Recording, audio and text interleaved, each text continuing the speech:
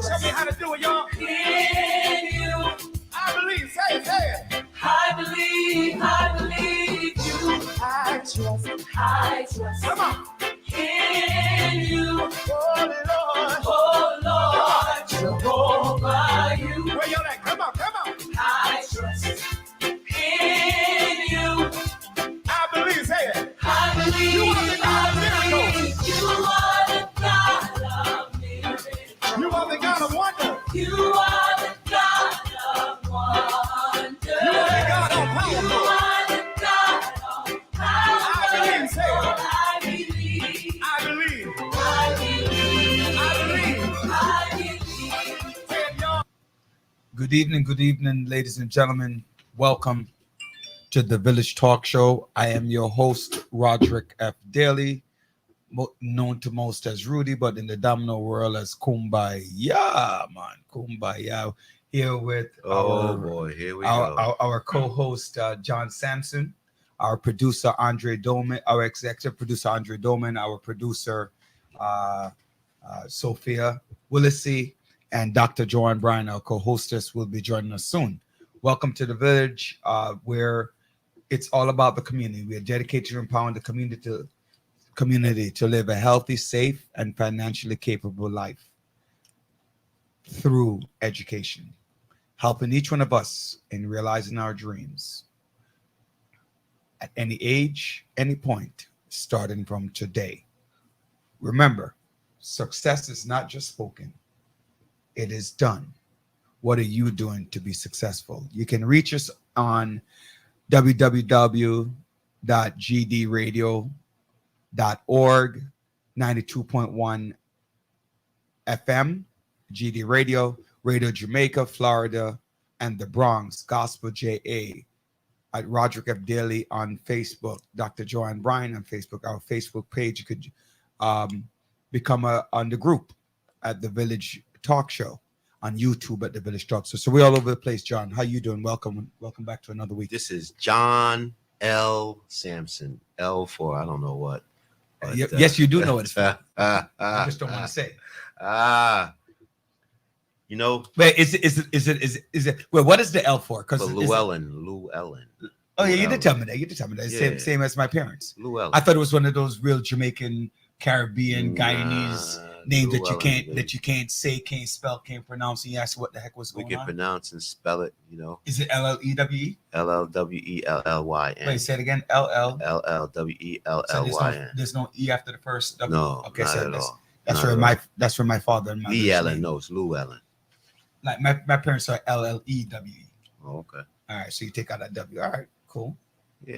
First of all, villagers, good evening.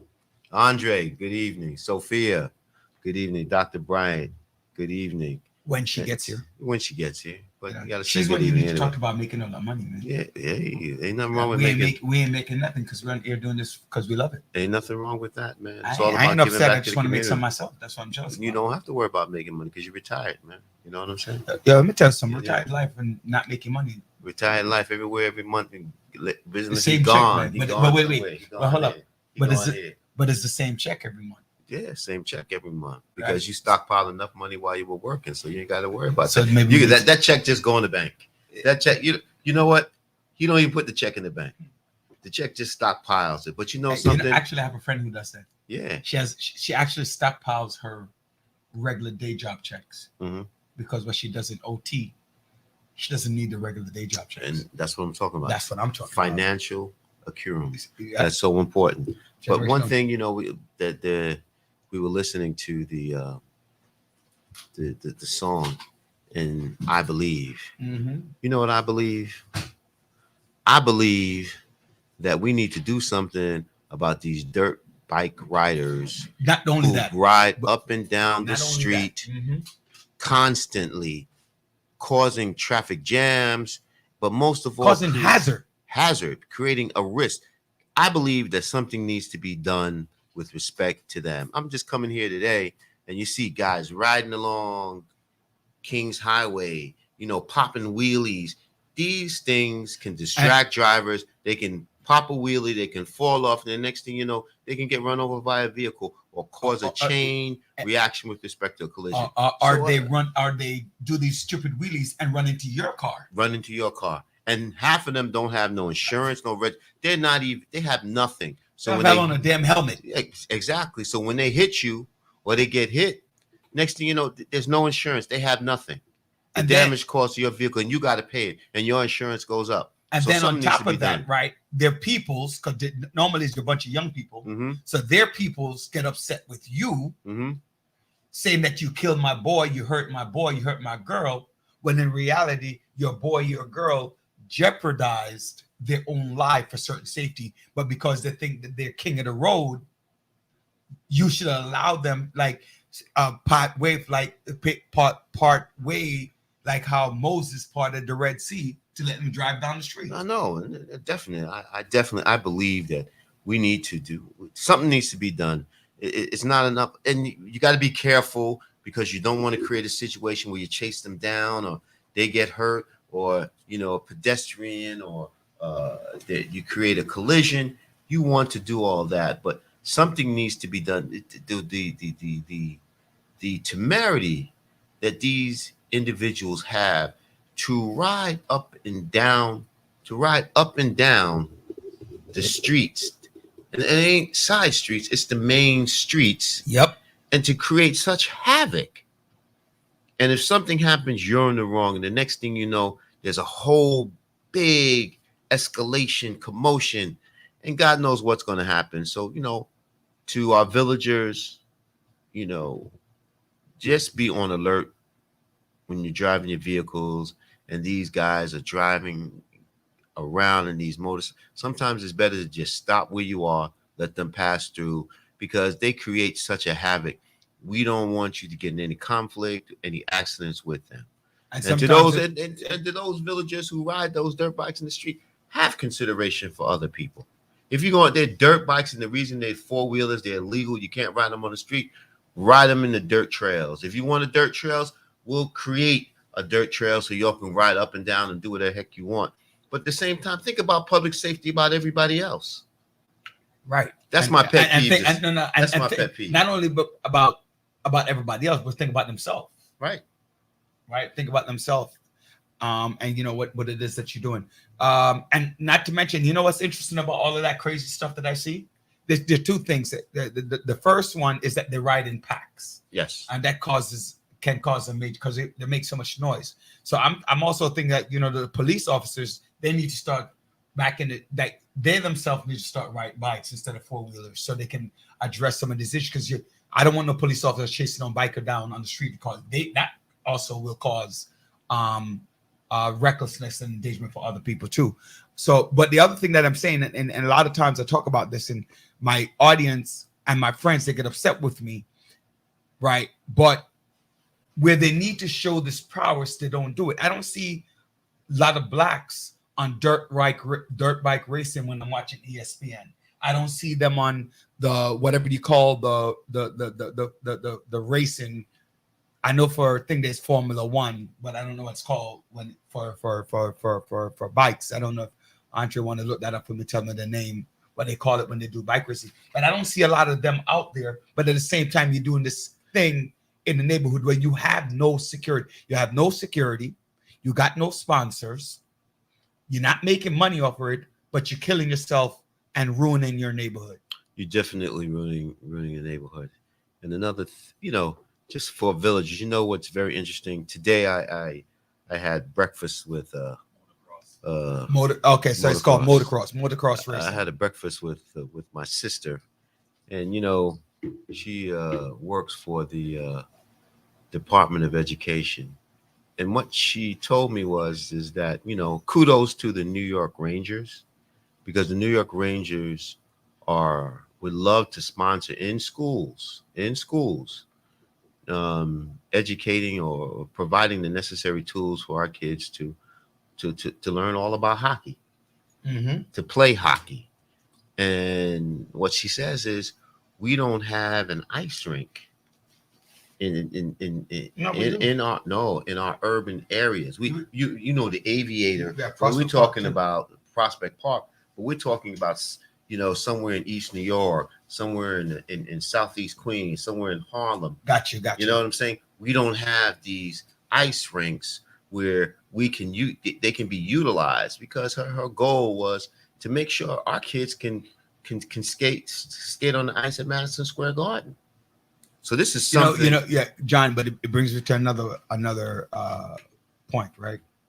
When you say that, right? Right. We have a tendency to want things, but don't bring it to our neighborhood, because you're gonna have to take up space to create the ice rink. Of course, you're gonna take a space, but there's a lot of space that we can. Yeah, there are a couple of things I want to talk about on that topic as well. Yeah. But I'm saying, when you think about it, look, even here in Community Board 17, they were supposed to build a community center for what, the last 20 years? Right. But every time you put it someplace else, I don't want it here. Right. I don't want it here. Mm-hmm. So a couple of things, and then one of them is hot on our topic too. But when we get to it, we'll talk about it, and that's Rikers Island. We're going to talk. Well, you know what? But I know let's not jump there. You're talking about that. But I know we don't want to jump there. But you know what? This coincides to what we're talking about: giving kids the opportunity to do something else. And what's going on at Rikers Island is atrocious. And this is something, I know we got other topics we have to talk about, but this correlates to what we are talking about at this point in time. Being able to provide opportunities for our children, our young adults, to avoid gangs, to avoid violence, to avoid crimes, give them opportunities they can see another side of life, instead of the four corners of the block or the four corners of their community. So that whole Rikers Island thing it's chaotic, and this is why they want to. So let's before we say that part, right? What's going on in Rikers Island? So what we have is a few things that are happening, right? Yeah, so let's tell the audience the background before we get to that, right? So one, the 9th person has died. The 10th. The 10th. We're up to number 10 now. Mm-hmm. So 10 people have died at Rikers Island. Mm-hmm. Bill de Blasio announced that there aren't enough corrections officers. So now that NYPD is going to doing some of the manning of Rikers Island, because things are what's happening. There's a lot of overtime. People are leaving. A lot of it have to do with one of the problem, because I have a few friends that are corrections, right?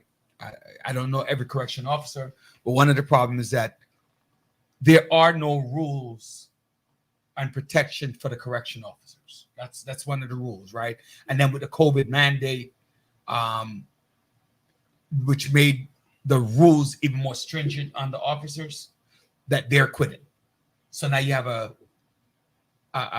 smaller number of corrections officers, and then now they're given overtime, but that the overtime is towards work. Because remember, if you're a correction officer, you really don't have any rights. You have rights. Everybody has rights, but what happens is you're basically, the only difference is when your shift is over or after they give you your overtime, so you can go home.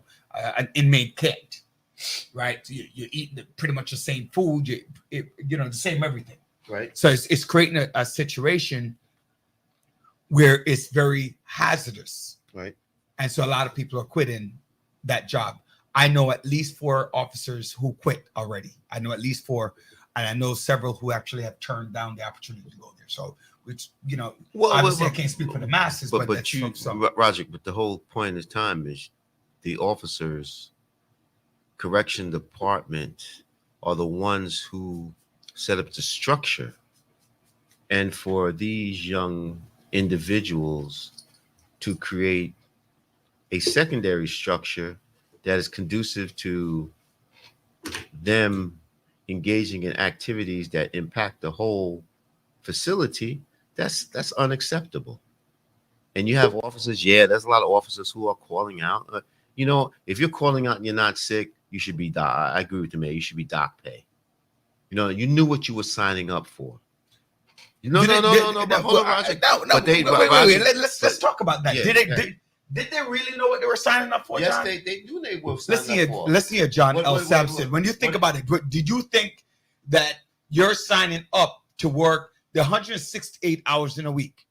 If you take out 40 hours to sleep, that's 8 hours a day, which they don't. Well, if you take out that's not true. If you 8 times 8 is You're a what, math 6. teacher, brother, not me. No, I'm a Spanish teacher. Yeah. Right. So 8 times 8 is 64. Right. Right. 168 hours in a week. Mm-hmm. Right. That leaves you with 104 hours. Right. Okay. You need every day. You need at least 5 hours to eat. Not eat. Yes, eat. Sleep. Basic. Not sleep. Eat, use the bathroom, those kind of basics that you're awake to do, that you have to do. Yes, correct. Right? And then you're talking about, the average person is going to work an hour from there, because you can't even get on Rikers Island by itself. Right. So if you work a 5-day week, right, you're looking at 10 hours. So you got 5. So 5, that's 35, right? 35 plus 10, that's 45, plus 64, right? So 64 and 45 is 109. Okay. So now, where does that leave you? Where does that leave you if you're working double shifts on a regular basis? Well, that leaves you. Hey, you work double shifts, so you get paid for it. That means you get paid for it. Wait, hold on. Let me go back over that number again. If you're supposed to sleep for 64 hours a week minimum, and I'm giving you 5 hours a day to prepare your meal, cook your meal, do whatever, eat, to brush your teeth, bathe, shave, whatever it is that you need to do, to essentials of life. Not every day you do the same amount of time, but it's within that time range. Plus, you have to have downtime. You have to have de-stressor time, which you're not going to get. So if I just gave that straight 45 and 64, right, we got 109, the 168 hours in a week. So that means that, what does that mean? That you're going to work for 65 hours? 65 hours a week? Right? And that's not even 65, because that's math is wrong. It's 56. 56 hours a week? Yeah, that's what you're going to work, 56. That means you're guaranteed to be in a stressful place for 56 hours. That's why they retire after 20 years, 25. But then, hold on. Would you going to burn out for those 22 and a half years? Hold on. That's why they retire after 20, 25 years. That's why they get paid the amount of money they get paid. They get paid a lot more money. I know they don't. Have you seen what state correction officers get paid? Yes, in comparison to those correction officers in Rikers Island? Substantially more. Well, most city workers, the mayor makes $400,000. The governor makes $268,000. Substantially more. But it's a difference, right? What's the difference? Well, the salary is different. I'm saying yes. There's a big difference. But my point is, you sign up for those jobs. It's also more expensive to live in New York City, though. It is more expensive to live in city. You can't just. So what does that have to mean? Don't look at the raw money. But though I'm looking at the obligation that you have. You signed up to become a correction officer. You know what the job entails. You know there's going to be mandatory overtime. You set your schedules accordingly. And in addition, if there are more officers that are needed, Doc, give us a thumbs up when you're ready to come on. More officers need to be. More officers needed to be. Never mind. More officers need to be hired. Okay. Well, I agree with all of that, but right now they don't. People are afraid to do that because an environment has been created that allows the environment. That the inmates have taken over the institution, and the reason that has been allowed is because of the lack of coordination between the Correction Officers Association, those correction officers, and the Correction Commissioner. The mayor. Don't leave the mayor out. I'm not leaving the mayor out, but you know what? Hold on. Let me finish. But also, you do have an additional providers who can assist the corrections department, assist those correction officers to dealing with some of those individuals in John, those facilities. You know what you forgot? What do you do right now? What do I do? What do you mean? I deal with those who are formerly incarcerated. Okay, correct. So you have that, right? Yes. So you have those people coming out who's saying, putting pressure. Mm-hmm. Joe Public, you call them, right, is putting pressure on Joe. Mm-hmm. Right? They're coming out and saying these changes need to happen. Dr. Brian, thank you for joining us. Welcome. Let us just say hello, and then we come back to the topic. Guys, say hello to the villagers. Hello, villagers. Welcome. That's it. That's it. That's the energy you have. That's That's what you it. bring in. That's it. That's all you Yeah, bringing. let me tell you. No, I really, you know what? I thought she was still talking. I look up, her lips are not moving. What's going on with it? Always showing. You think that pretty smile is always gonna do it? Let me tell you, I had a fabulous day today. So you're not Oh, going to. no, that doesn't sound like a that sounds like a fabulous day. That sounds like a mediocre day. Let's try it again. Let me hear about. Let us hear that you had a fabulous. Let's hear it. I had a. Let me tell you, I had a fabulous, relaxing day. So, you're gonna have a mellow me. What's the difference between that and every other day? Thank you. Right. Thank you, Who said Ron. that? You saw that person on the audience who said that? Is that somebody? Bring up more energy. It's all good. It's all good. I'll bring it. Not Yeah, a problem. we're gonna. So wait. I didn't see that name. What's that name? What's the name? Group. Ron, hello. Greetings Ron. to you. Ron, we're gonna see you. It's now 7:25. The show finishes about 9:15, 9:20. Let's see what kind of energy you're gonna bring. Let's just gonna live up to her word. Really? Oh my No, God. no, no. I'm giving you the benefit of the doubt. Anyway. So anyway, what we're talking about, Doc, was the Rikers Island situation, right? We didn't get to all of the stuff. John was talking about it, and then we're just giving some background information as to what's going on with the deaths and the NYPD and the correction leaving. But let me ask you, why do they feel that NYPD needs to be incorporated in that now? Because you know why? Because correction officers, there are too many correction officers who are calling out. There are too many correctional officers working double and triple shifts because of those correctional officers who are not coming out. And as a result of that, they need additional man and woman power to man the facilities. My point is, it has gotten so out of whack to allow the inmates to run the institutions. That's why it's important that you have organizations, some organizations who are willing to go into those prisons, some formerly incarcerated individuals willing to go back in there, have these groups, talk to these individuals, let them know, there's a different way of life. Now, I deal with people that have spent 30, 40 years incarcerated, and that's not the life that you want to do. You may go in as a beast, but then you come out after 30 years as a mouse. You come out as a mouse. You come out so humble because you realize that all the time that you have wasted in life, you only get one shot at life, and some people never get out. And you know what? Interesting too, John. Sometimes there's, and maybe you experience it with formerly incarcerated that you deal with, and there's another person, Mayor Sias, who deal with Joseph Prison to Palace, right? I don't know if you heard of that organization. You have, okay. And Shanduk McFadden with GMAC. A lot of times the despair make an inmate not even realize that there are opportunities in jail. Now, it sounds crazy to say the I want nobody to go to jail. I'm going there for the opportunity, right? That's not what I meant. Like, you don't have a life sentence. You have a couple year sentence. You can still get your GED. You can still get your high school diploma. You can still even start a college course that will be law degree. No longer incarcerated. It's not going to be easy because you do have that incarceration on your record, right? You do have that incarceration on your record, but you have a start. You get what I'm saying? But and I want to tie this in with schools, right? I want to tie it in with schools because it's the same thing, right? And in parenting. So all of these things are coming back home to roost. You can't remember we were talking about the last show.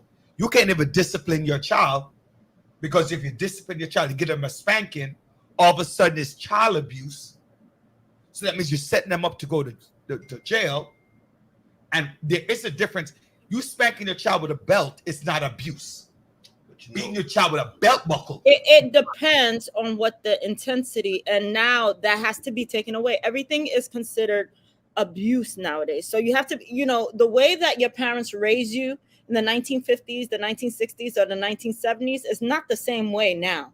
And like we had a conversation last week, how do you discipline your child? How do you discipline your child? You said you have conversations. So everything is considered abuse. Roderick, are you talking? Because I can't hear you. I didn't hear what you said. Andre was talking to us. Mm, very nice. Very nice. Really though, I thought you had good energy today. My my apologies. And Right, but go. What we were talking about. What the it's kind of like a cycle of complainers, Volume down a little bit, Mr. Hill. right? It's like a cycle of complainers, and therefore, with all of these complaining that's going on, you can never fix the problem. Because John is complaining to Roderick, Roderick is complaining to Andre, Andre is complaining to Joanne, Joanne is complaining to John. So now but you we have need the whole people who cycle. can make a change. We need people who actually are change makers. That's important. You know, you mentioned Rikers Island, you mentioned abuse or whatever. But what's being done in the community? What's being done in the schools? What's being done in different areas to alleviate having so many people in jail? What So system is in you, place? you want to hear my opinion? You know what? This is a discussion that can lead to other discussions, because what we're really talking about is parental guidance and influence. And this comes full circle when we're talking about the implementation of these vaccines in schools. And you have a lot of people who talk about we don't want to be mandated to do certain things. Sometimes you have to put a mandate in because people are not taking care of what needs to be taken care of, and they didn't have an impact on the whole population. That is when we're talking about the violence that goes on in our schools and our communities, because we do not have enough parents who want to take control, who want to be involved, or community leaders who want to get involved and take corrective actions to curb the violence in our communities, to make sure that these public schools have the resources. And the first thing parents say, we don't want to be required to do that. We don't. We go into this. It's very simple. You look at the mandates. Being able to take the vaccines. So it's a whole big topic. But I know we have a speaker coming on Our uh, guest. at this point in time. And Dr. Bryant, we'll leave it up to you to introduce. No, he's not here yet. Oh, he's not here yet? I thought he He's was. there. He's there, so we leave it to Dr. Mhm. Bryant to introduce our speaker. Why? You could take the lead. You could take the lead, John. So tonight we were talking about Rikers Island and different works in the community. So we want to bring up someone who's involved in working with young people and working with the community and working with those on Rikers Island. So we would love for our guest to join us at this time, Mr. Kevin Element. Hello, how are you? Hey, peace, salute. How you doing? Great, great, great. Roger, can you hear? Yeah, John, yeah, yeah. We're good to okay, go. good. Welcome, welcome, welcome to our show. So we actually want to learn a little bit more about what you have been doing in the community since we've been talking about Rikers Island. Let's start with that. Introduce who you are and what you do in the community in Rikers Island and all around. And thank you for joining us. Peace. Thank you for having me. Kevin Livingston from 100 Suits, proud community member of South Jamaica, Queens, first and foremost. So 100 Suits is an organization that I started 10 years ago. Right now, we currently have 2 locations, one in Jamaica, one in Lawton. We provide suits to men coming home from incarceration. And for the women, we partner with our sister at Dress for Success. We send them over there. In addition to the suits that are being derived from our Jamaica location, we also have 4 reentry mentors that we hired who have justice involvement working with men coming home from incarceration. So on top of that, they are teaching them OSHA training, licenses, bridges between their children and the father, and child support help and things of that nature. We also have a cure violence site in Lawton. Fortunately, Lawton in the beginning of the summer experienced a huge increase of gun violence. So we have opened up an office here in Laurelton.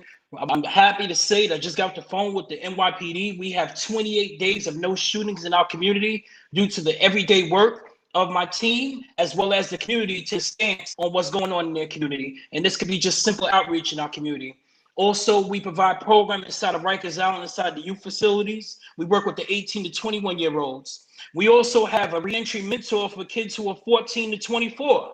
I wish I wouldn't have that position, but we have to have that position. So we have that. And then we also have a senior delivery program that we deliver food to about 800 seniors per week through 2 senior developments, which is Allen Senior Center in Rochdale Village. So that's where 100 Suits is at right now. First of all, Kevin, I want to commend you for that 28 days of no shooting, man. That is very commendable, and hopefully it can continue to carry on. But one of my main why we don't have that in Brooklyn, man? And just concentrated Queens, man. Come to work with Kevin McCall. Do you know who Kevin McCall is? Yeah, no. You know Sean Duke McFadden? I know Brother Kevin. We had an office in Brooklyn. Yeah, I worked. Sean Duke's my people. We had an office in Brooklyn. We had it at 210 Geralman Street, working with D.A. Gonzalez. We the ones who brought the Kenneth P. Thompson boutique to Brooklyn. We closed it in the pandemic. It's on pause. I don't tell people I have a Brooklyn office because we don't have staff there yet, but we do still have a physical location at 210 Geralman Street. But right now we're building out what we have, and then we'll get back to Geralman. But right, we do have a physical location in Brooklyn. All right, man. I appreciate that. We need, we need some. We need that to continue in Brooklyn, man. Salute. So tell us. We were having a conversation around about we were having a conversation about Rikers and what's going on with the officers, and basically it seems that the inmates have just taken over the institution. And since you're in there, maybe you can give us he's not in there. Not in there, but no, I'm not. When I'm saying he's in his organization is in there, providing the support that is necessary. Could you give us a little background and tell us what's going on and what's actually happening? I mean, you need resources. It's all guards, everybody on site. You have guards, you have the young brothers and sisters in the housing units that we work with. But more importantly, it is a little chaos, but in the same breath, don't believe everything the media tells you. Don't believe, I'm sorry, say that again. Don't believe what? No, I was saying, don't believe everything media puts out. So tell us an example of what you're talking about. Just like they said, Rikers Island was a deadly place. Couldn't believe it was nasty and everything else, but they forgot to tell that there were superheroes working in those jail facilities every single day, working with these young men. One thing I was very disheartened was that they talked about all the violence in the jails, but they forget to mention the $10 million theater that was built in God, what's the name of the jail now? It's the 5 building. It was a $10 million theater that was built in there, and we people who go into these cells every day work with these young men, help them graduate high school a month before they shut down their facility. There were so many hero stories happening in there. There's always another side to the story. Yes, there are things happening in Rikers, but there are heroes in there combating that every single day. And I think that needs to be highlighted more than talk about everything else that's going on there. You know it, and we all know it, that bad news travels very quickly. Good news, takes the local local train to come out. And that's something I never even knew about. And that's something people need to know about, because you're right. We just all hear all the negative, the negativity that goes on in Rikers, but we don't hear about those heroes on a day-to-day basis of what's going on, in on the island. John, my good friend, who I do get at on a personal level, he's my good friend, but he's still a political person, which is Tremonti Williams, right? Right. I still get at him when he's not doing what he's supposed to, but one-on-one we talk. He always says something. When good things are happening, the media is not there. But they're always there when bad things are happening. We don't celebrate the good things, right? So for everything that's coming out when it comes to Rikers Island and certain other things, but right now we're going to focus on Rikers Island jail, is like it's an it show, right? You get what I'm saying? And they're not talking about what you can do while incarcerated to make sure or to decrease the probability and possibility of you going back. Right. You get what I'm saying? So like what this brother is doing, right? What Kevin is doing, what Kevin McCall is doing, what Sean Duke Fata is doing, what Monique Chandler Waterman and East Flatbush Village and the God Squad and the clergy squads are doing to try to help save the corners. It doesn't get highlighted in the news. Why? It goes back to something that Joanne was saying also. And what we start, it's the negativity that sparks attention that I want to emphasize in the media. But let me just say, it's not out. But let me just say this here. If it wasn't for Dr. Bryant, I wouldn't have heard of this brother. But let me just say this here. I don't care about media. I'm gonna just tell you straight out like that. Media don't move my needle. What moves my needle is when you go to a 6 year. No. You're breaking up. Yeah, Kev. Absolutely not. I disagree 100%. Kev, hold on. Yeah, can you hear me? Yeah, that's what I was trying to tell you, that you might want to move that little spot. You're breaking up a little bit. Can you hear me? Yeah, we can hear you, but you're coming in and out. All right, can you hear me? Yeah, we can hear you, brother. We can hear you. Go ahead, talk while you move. All right. So basically what I'm saying is I disagree 100%. I don't believe in media in regards to like letting them highlight my things. What moves my needle is when you have a young person who experienced gun violence, who experienced gang violence, and you actually are empathizing with them, getting their buy-in and actually doing work with them so that they could take their word and show it to another young person to show them what you're doing, that you help them. That moves me more than anybody's media. And anybody knows me knows that. You know, I don't care about nobody's camera, radio station, nothing. It's about the young people. And to be honest with you, I'd much rather have 2 young people talk about my service and give it to 2 more young people than to have a news camera in front of my face. I agree and disagree. Right? Let me tell you why I agree and disagree with you. The work on the ground is more important than the media. Because you're right. Just like in education, I believe, or just like in the church, I can't save everybody. But if I save one person, then I've done something. I agree with that 100%. The problem is that the media, especially in communities of color, the social media, the WhatsApp, the Facebook, the Instagram, all of those things, how we dress, the language that we use, like this new word, bro, right? I don't want my kids saying no bro, and don't call me no bro, don't call an adult around me bro, but that's in the media, so they want to take that on. So sometimes, if we can change also what the media highlights, I don't want them to highlight the sexiness of negative behavior, right? Because you learn that order is desired, but disorder is followed. Everybody wants law and order, but they don't want their law and order to affect them. So, yes, I agree with you. The media is not going to put your work out there, and they need to, because that's where my quests come in.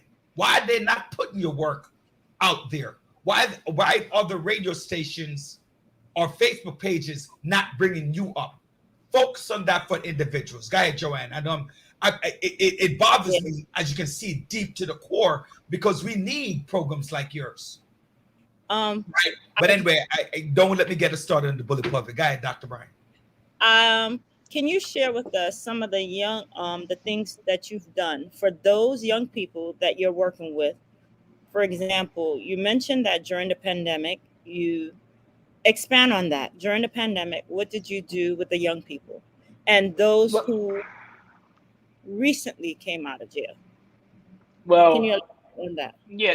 Well, Dr. Brian, thank you. Honestly, I really, I just don't like the whole self-gloating thing. You know, what my young people did, we just did what was natural. It was a pandemic in our community. We had to do something about it. Everything was being shut down. Nothing was happening. We 3 weeks before the city shut down, we started a senior delivery program, and we were providing groceries for senior citizens in Rochdale Village. As of last week, we provided over 130,000 home deliveries to senior citizens in Southeast Queens and Rochdale Village. In the first 2 weeks of the pandemic, I would say the end of March, the first week of April, the second week of April, we were getting 700 calls a week. Because what I did is I put the same meeting you're talking about, I put a post on Facebook saying anybody has any grandmothers or whatever that needs groceries, go and just call me. And I was getting 700 calls. So I was hiring young people along the way. There was nobody out in these streets. And a lot of people don't know that although Rochdale Village is in South Jamaica, I was driving to Long Island City to get groceries and bring it back to the community. And I got a lot of pushback with that. More importantly, I got pushback from people in my own community. That's why I don't wait on elected officials. I love them, but I don't wait on them. Problem is that people wait.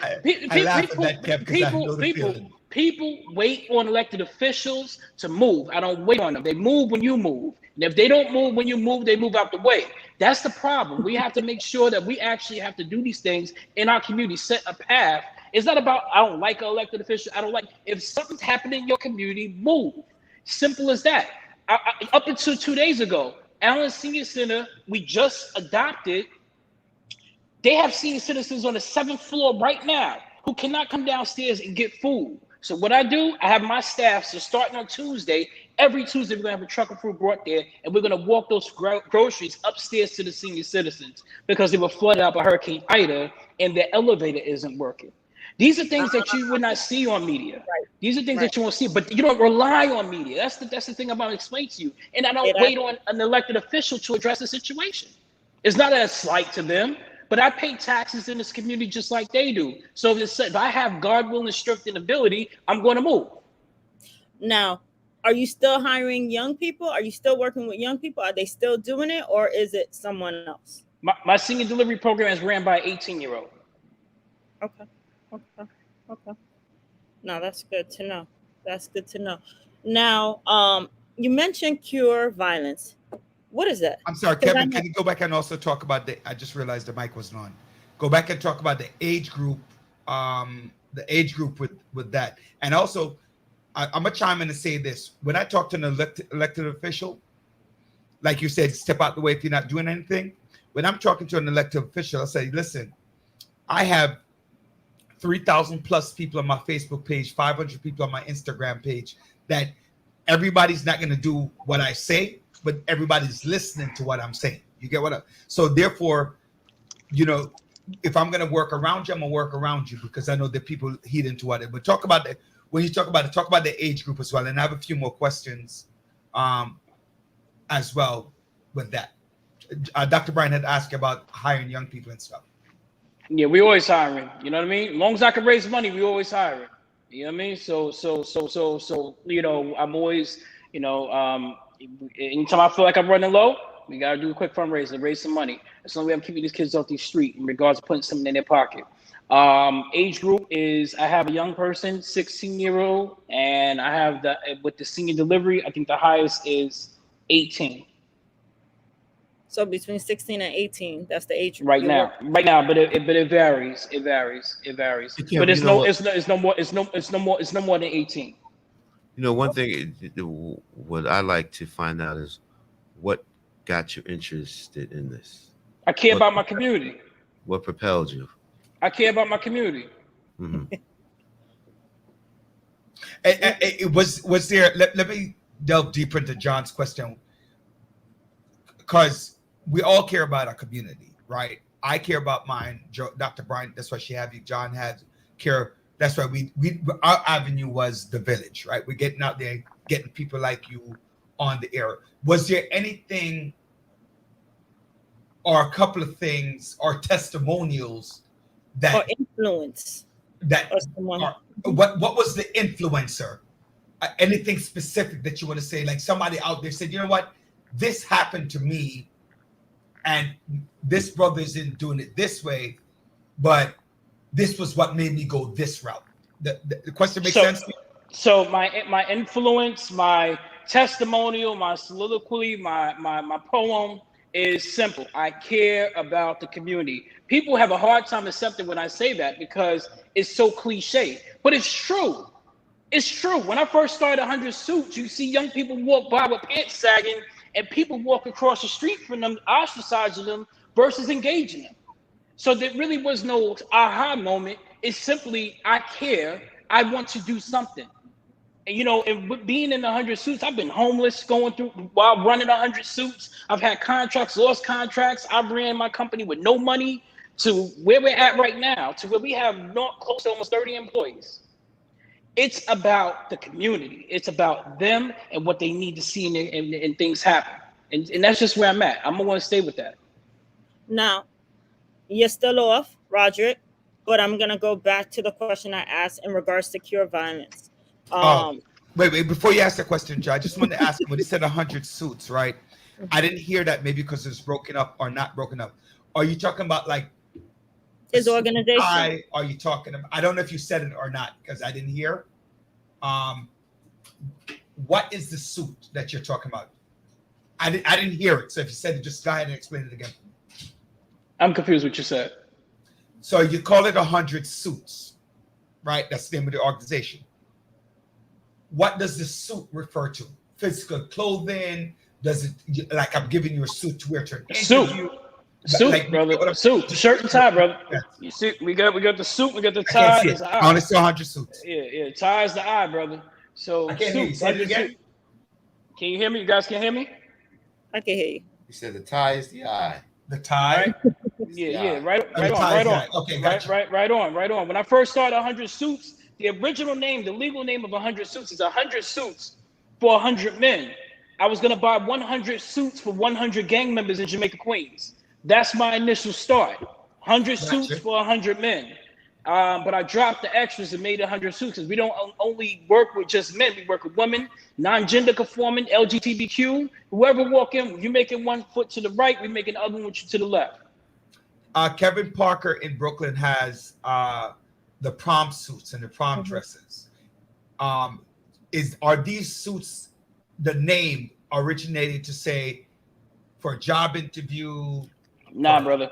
I don't even want you taking that, brother. It was just simple. 100 suits. It just caught the name. That's all. I wanted to buy 100 suits for 100 gang members. Exactly what it was, brother. If you Google 100 suits for 100 men, you'll see my first pop-up. Because what we do is we take suits that I collect and we go to high crime gang areas. My very first pop-up is still in Google right now, where we did it in front of Archer and Parsons, in front of Popeyes. I went and got a suit rack and I put suits on guys right in front of the train station. It's so if I have a few suits that I want to donate, just give them to you, is basically what you're saying. No, because right now we're not accepting any donations due to the Delta variant. We still not concludes on how, we had a COVID scare recently with the donor. So we shut that back down. That's good to know. Go ahead, Joe. Go ahead, Kevin.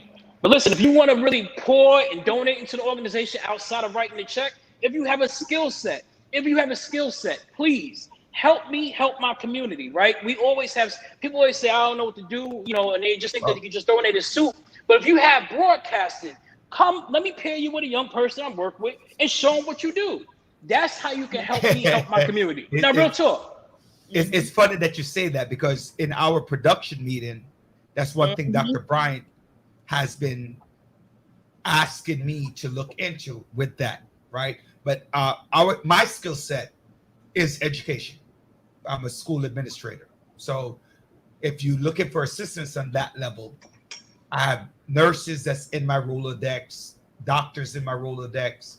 You get it, right? So we could always talk on that. And I know it's so I'm going to talk in that right now, because I'm gonna call you on that right now. We have a COVID ban right out. No, real talk. We at it. You say you got doctors. You have a COVID ban. Yeah. So listen. So check this out, brother. So you saying that you have doctors and nurses, then you can have them come to 100 Suits. We have a free PPE testing, no insurance required, in front of our location, 8 a.m. to 7 p.m. And if you go to my page, you'll see that we get on the microphone and we encourage people to get tested and things of that nature. So it'll be dope to have a doctor come and speak on the microphone and talk to people about the effects of COVID. So, brother, I inbox you. So what we do, Kev, email. we'll talk off the air and see how we can coordinate that. How's that sound? All right, you got my email, brother. Let's make it work. Now, talk about the cure violence and the grand opening. What you're doing over there? So the cure violence model is, again, you know, we right now are you know, I would say celebrating, because it's supposed to be normal. How you gonna celebrate normalcy, right? But we have 28 days with no shootings in this area. So we have our grand opening. I'm in my location right now. I don't know if y'all can see.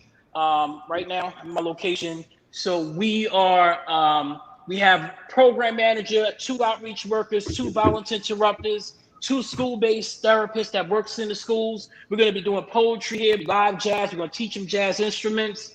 I'm going to reduce recidivism and gun violence by art therapy, which I am a product of. That's how I'm going to attack this animal, because I know the significance of art therapy and what it did to the young men incarcerated. Art therapy. I that's very interesting. I you know, it's funny, as an educator, I believe strongly in the performing arts and what that can do for people. I always talk about this special program that I did when I was in middle school, where I took children. We lost them. We took children around the world, and all but one student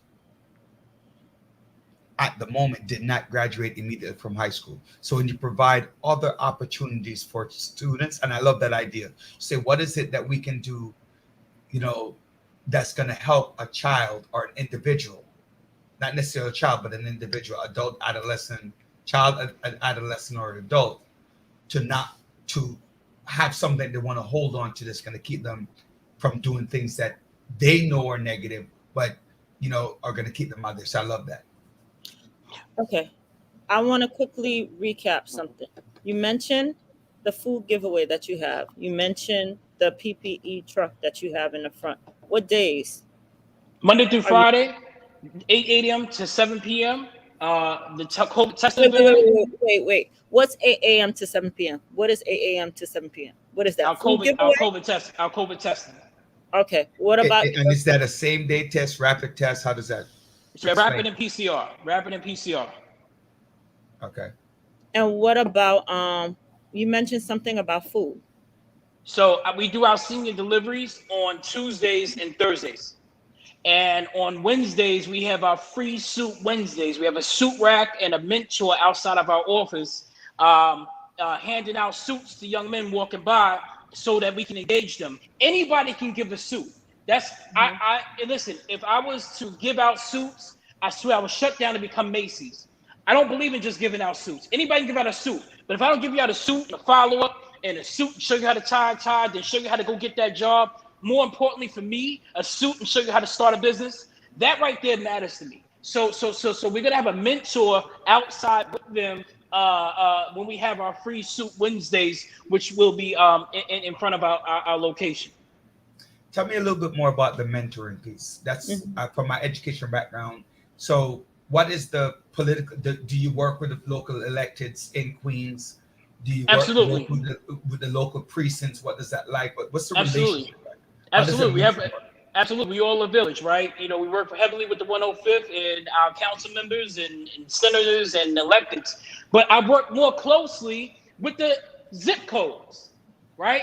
The area residents in the zip codes. We so often, again, look at certain individuals to move needles. When you look at a whole diaspora, there's like 100,000 people in one zip code. Why not? We're not outreaching to them. So we're not foreign to going around every block and knocking on the doors, letting people know what we do, and we need your help.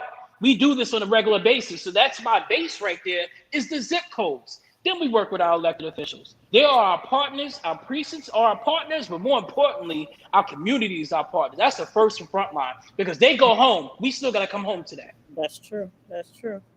Hey, Kevin, I just, you know what, and what I what I really pick up is the passion and commitment that you have, and the love that you have for your community, and the direction that you have taken, not relying on elected officials. Basically, what you're doing is you're setting the agenda, and they can either follow my agenda or can you just move out the way to just allow me to continue to do what I do. And it's just like Juan Santiago said this evening. He says, excellent work, Kevin. I've known this great man for a long time, and he's nothing less than the genuine and passionate about doing what is right and best for the community. And I guess Mr. Santiago sums it all up to what we're trying to say. And it's that passion and that hunger that we need to encapsulate and basically replicate it throughout many communities throughout New York City, because we see what has been created with all the shootings going on throughout the city. And even yesterday, one thing that was concerning is, we have all these outdoor restaurants now where people are going to dine now, and there was a robbery being committed by two individuals. One person got shot in the leg up in Manhattan. So what's going on here is we need to continue to support organizations like yourself and provide the resources that you can captivate these individuals and bring them in, educate them, and turn all that energy that they have around so they can become productive individuals and be examples to others. So, just to salute you for what you're doing and the passion as Salute, as King. Juan. Salute. And also, what's interesting, Kevin, is any other organizations that you collaborate with to do what you do or work with? We collaborate with everybody, brother. Everybody, Mhm. community, collaborate with community. That's the first and foremost, and that's where we ended at and begin with the community. We have our partners in cure violence and government, again, but more importantly, I go to the community first, because we have to come home to this sugar honey iced tea. They go home. We have to come home and lay our heads next to this sugar honey iced tea. So we have to be the ones that has to be the front line on what we have to do. So, but I hate to, because I gotta get on another Zoom. But I appreciate you guys. Thank you so much, Dr. Joanne. Thank you so much for what you do. I follow your leadership. I see how your passion is with the young people, and I thank you for that, right? Because I draw a passion for that, and everybody else in the core. I really thank you. I really appreciate you for having me. Kevin, before you go, tell us how you mentioned the zip code as the most important. Tell us how, if you're not within that zip code, or if you're within that zip code, how does somebody get in touch with you to help you coordinate, collaborate with you for the work, the general audience out there? You just call our office, 646-618-9797, 646-618-9797. You can follow us on Instagram and Facebook under 100 Suits. And, you know what I mean? Even just helping my effort. You don't even have to help my efforts. Help your community. You can just turn to a young person or somebody that you know that you can help and show them something different. That's the goal. That is the goal. It's not helping me only. It's helping the community. If you live in a community but you want to help 100 Suits, you can't bypass where you live. You see things going on over there. So pull that young person aside. You know what I'm saying? So we have 8 million people in New York City, right? Like, we really could do something big with really making a concerted effort. Salute, y'all. Thank you. All right, God bless. Thank you for joining us. Thank you for joining us in the village. Very, very passionate young man. And Joanne, you hear passion? You hear energy? I'm gonna knock on you right away, immediately, Joe. I'm not letting it go, because remember, Ron said, "Where's the energy?" Don't mention, Canada Dry, that's gonna give you energy. Right, you're coming on with showing off your muscles and your smile. Look at you, right? Relaxing day. Yeah, what happened? Yes, I had a very relaxing day today. I can't complain. All right. Kev brought up some good points about how you can, as a community. Sometimes I like and don't like the answer of what drove you, what influenced you was the community. I like and don't like it. I like it because it's saying that anybody from the community can come forward and help. But sometimes people are looking for Leadership. Yeah, but you not know what? not just But leadership, but I'm just saying, like, they're but looking for something that happened to you. but That might be there's a drug always but there's everybody's sense always is the same. It's there's different. always something how there's always something, even how subtle it is, Yes. that initiates or sparks that fire in you to do what you do. There's always something, something that you see, something that you observe. That's what ignites the fire in you. Some people are just passionate. Some people can just see a homeless individual or a young man on the street that's homeless. Then you question yourself, how did this happen? And why am I neglecting it all my life, pretending, because I'm living exactly. in a box? Yeah. So But I mean, it's what motivated him was, as he said, community. And when you look at the community, there's so many examples in the community that are motivating factors for you to do what you need to do. It's funny because I'm talking outside of two sides of my mouth right now, right? You always do that. So what's the difference? Yeah, all the time. When I never wanted to be a teacher, never. It was never, ever, ever. I love some of my teachers. Ivan Hope Blake, he was my greatest influence as a teacher in my 5th grade. And he was the only New York City Board of Ed teacher who used to cut your behind in school. Right. He like, Mr. Daly, stand up. It's fun because from him, I called all my students by their last name. Because again, I'm reminding my students, one, we're not friends. I'm your teacher and you're my student, right? So, and this is a job, so get it done. 2, discipline and education go together. Mm-hmm. If you're not, if you have to, one of them, it's within you, and the other one you have to learn. So whether you're a strong disciplinarian and then learn to become a very good educator, or you're a very good educator and learn to be the disciplinarian. Mm-hmm. But you have to have both in order to be a good teacher. That doesn't mean being cruel and wicked, right? Or know it all in education. You shouldn't know everything just because if you walk into your classroom, and you should know more than your students. And you should, if you're a math teacher and I'm an English teacher, I should know more math than you know English, and you tell me you're an English teacher. So that goes without saying. That's not what I'm saying. So going back is but after becoming that teacher that first year and realizing that students of color needed a Black male because they don't really see that in their community. That touched something here. So I can get what, and I said, so this is one thing where Kevin and I are similar. That's why I say I'm talking about two sides of my mouth. I never left my community to teach.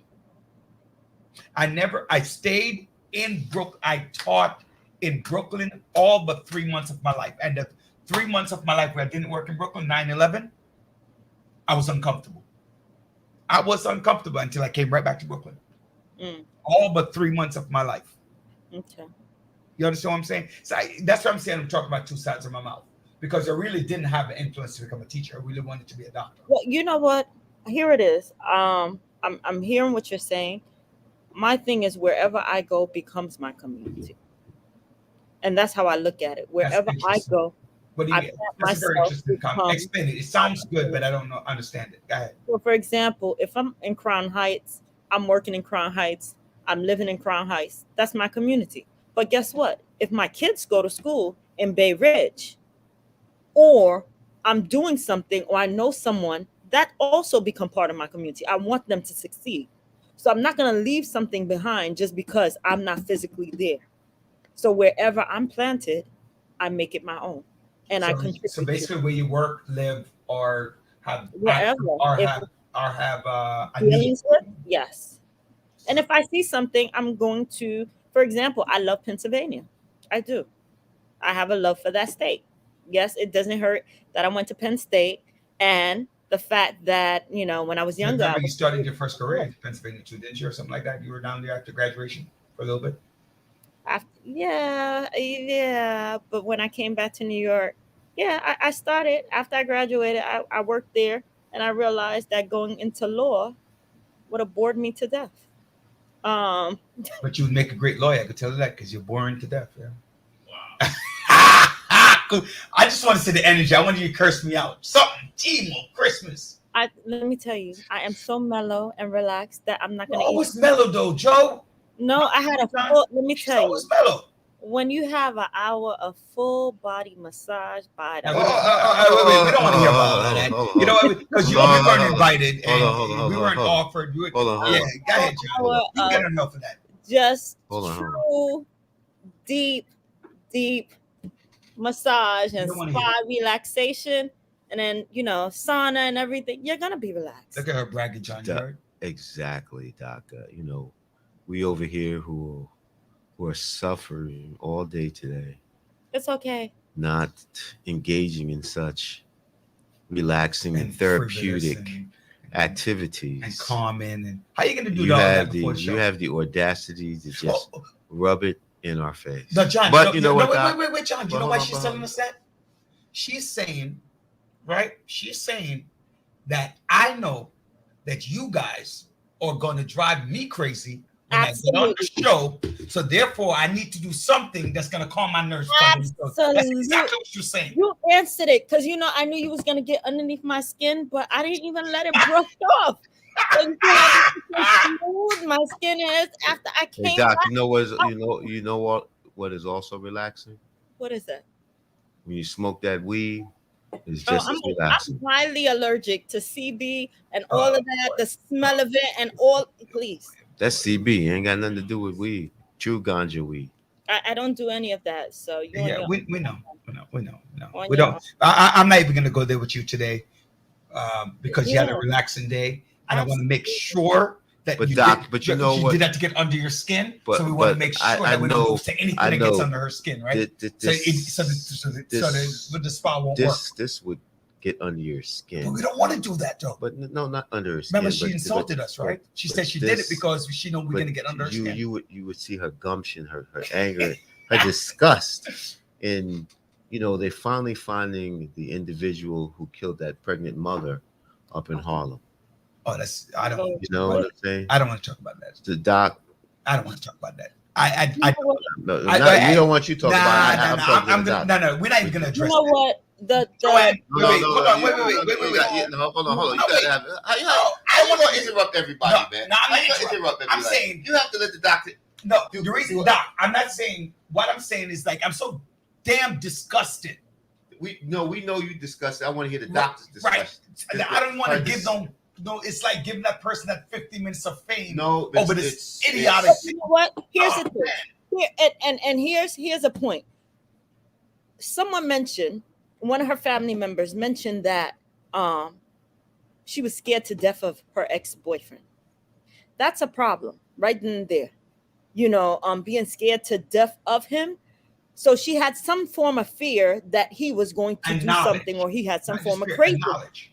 Right. Yes, absolutely. So now, here it is. You don't know what his mental ability was in regards to him seeing her with someone else, and then getting into a fight and total disregard for the woman and the baby. Something is wrong. So domestic violence doesn't start by the hitting. It starts by the mental, and then it contributes to something else. And So throw self-esteem in there too. 'Cause that plays a role too. yeah, On both sides, not just running, the aggressor, but the victim as well. absolutely. She's afraid. And the thing is, what do we do, or what do we put in place when we know that someone could possibly harm us? And that is how it's so important for different organizations to get involved, and for people not to be afraid to say, hey, you know what? He's crazy. I dated him, but he's a little psycho. So I need to run. And please, if you see him around me, that's where we need our community to be more involved. That's where we need safeguards, Hey, and domestic violence don't only come from a male attacking a female. No, I've heard and seen females attacking males. So it's on both sides. But for the lack What about of children attacking parents? yeah, yeah. That's And the real. thing is, if you respond back, it becomes abuse. Yeah. But when the child hits you, that's a different story. I'm so glad I'm retired, because the day my son decides, because I only have sons, right? So I have one daughter as well, but she's grown and she doesn't live in my house, right? But the day one of my children decide that they're going to become the adult in my house, you're no longer an adult in my house. Well, you know what? It goes back to what my mother always told me. She says, "Boy, I don't care how old you are. Or how big You you are. raise or big you are. Yep. You raise your hand to me, I'm going to whoop your ass. And then put your my mother And then call the mortician, because you won't be dead when I'm done with you." my mother used to have an expression: one of us gone to jail and one of us dead. That was the expression. Yeah. Going back to what I was Justin. mentioning, we need organizations similar to what Kevin mentioned. We need organization in the community so that we can get people protected. You If know, there is a cause like this, to say, hey, you know what? I know I could reach this person in Brooklyn. I know I could reach this person in Queens. You know, we need some Bronx information. I feel like Bronx is the forgotten borough. I don't know. Bronx I think that because we're more Brooklyn than Bronx. It's okay. That's Because why I I've try had to reach out interaction with to Bronx. different, Manhattan and Queens. But you know what? Bronx and Staten Island, we didn't forget about you. You know, But that's important. Organizations. if we tie this back into how we started conversation, a couple of things I want to make sure that we get to. What time is it, Andre? How much time is it? 8:15. All right.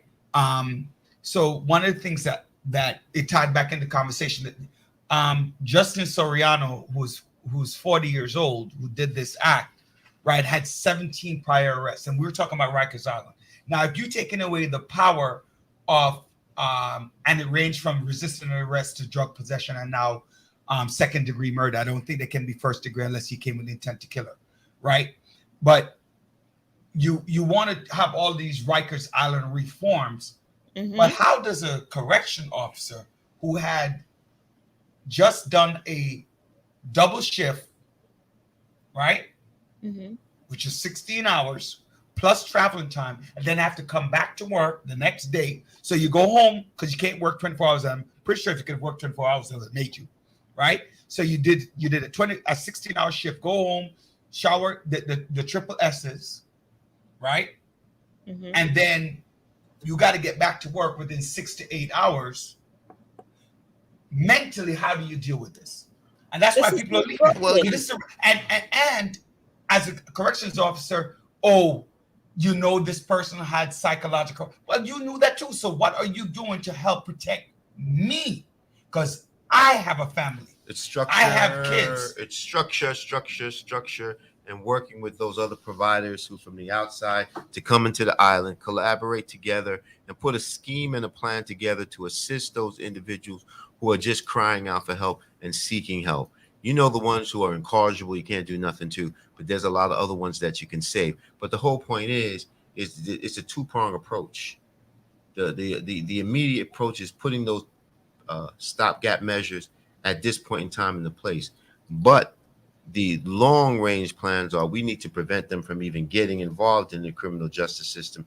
And that's what just going back to the community, like Kevin has done, to prevent individuals from even thinking about or even having the inclination of being involved into criminal activities. You know, lure them away from these gangs that give them the safety and security, that the perception of safety and security that they think they have, which in reality they don't.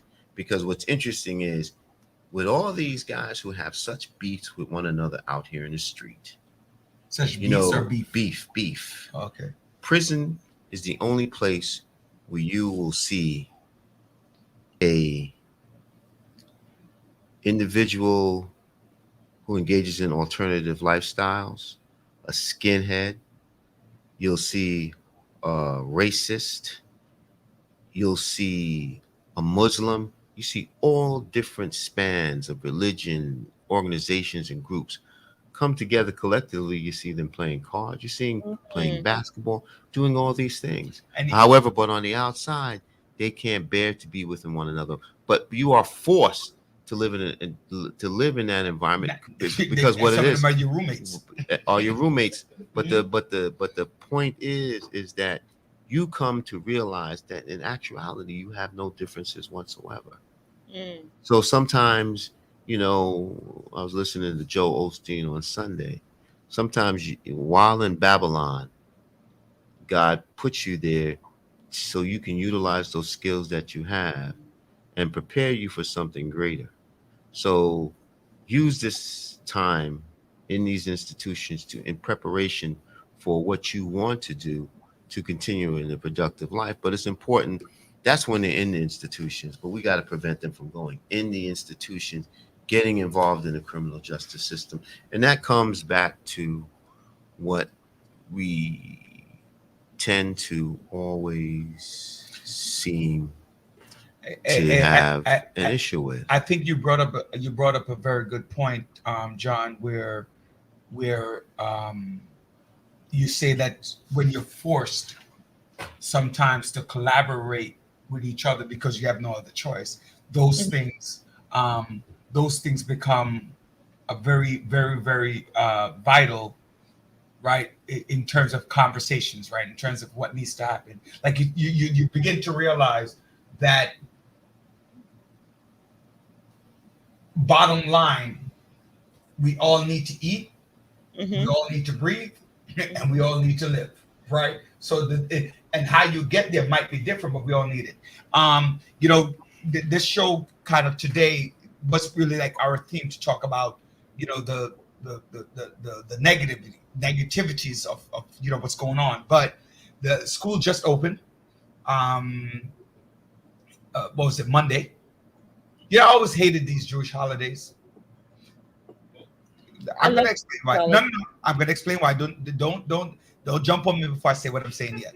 Because sometimes when I say something, I was about to get in your behind, man. The reason why I'm saying I hate these Jewish holidays around the beginning of school, because like you go to school, you're in school for 2 days, you get interrupted for 4 days, then you go back to school, you get interrupted again. So it's like there's no continuity.